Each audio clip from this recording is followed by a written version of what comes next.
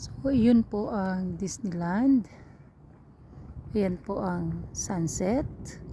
Yun po ang Skytree Tower. Diyan po dumadaan ng train. Kita niyo po yung train. So, dito po ang mga tahimik po rito. So, may playground doon. May nagfi-fishing. So, may mga ano rin dito guys. Dito po ang magbabike.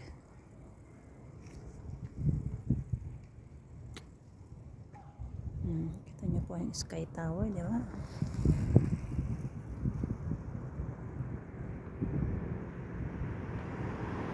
So, yan yung Sky Tree Tower.